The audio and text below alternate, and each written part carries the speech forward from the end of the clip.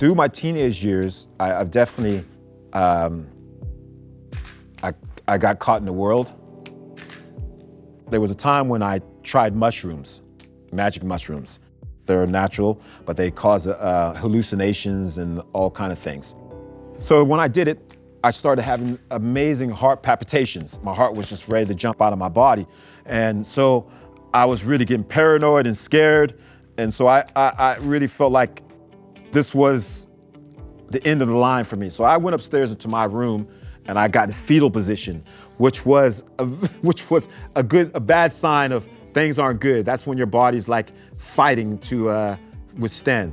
So my mind was fighting with this thing and like fighting, going, I can't, I gotta beat this. It's because my body was racing, my heart was racing. I could feel it actually going through my chest. I'm filled with fear. And so I'm just like paranoid. And at this time, I was with a friend of mine.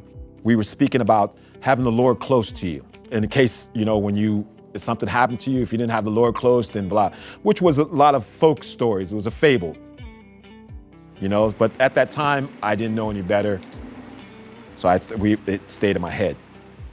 So when this was happening, those words came back to me, that conversation. So I was all paranoid, thinking, I'm gonna die, and I'm gonna die, and then I thought, well, what am I worried about? I believe in God. So, and I have God, I believe in him, so I have God close to me, so what am I worried about? So at that moment, I kind of decided to accept if this was the end of my life, my mortality was happening.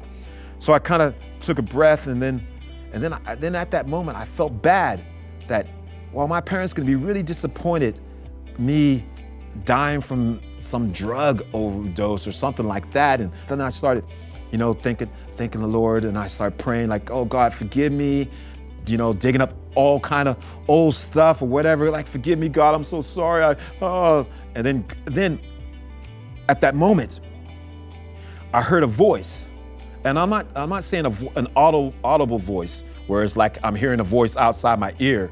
I heard a voice within my whole being, and I know this was the Lord because what was said, I couldn't have said it to myself. And God said to me, he said, son, you didn't love yourself as much as I loved you. And there's no way I could say that to myself. I felt God's enormous love on me. And I felt so ashamed and sad that I didn't love myself as much as I should have.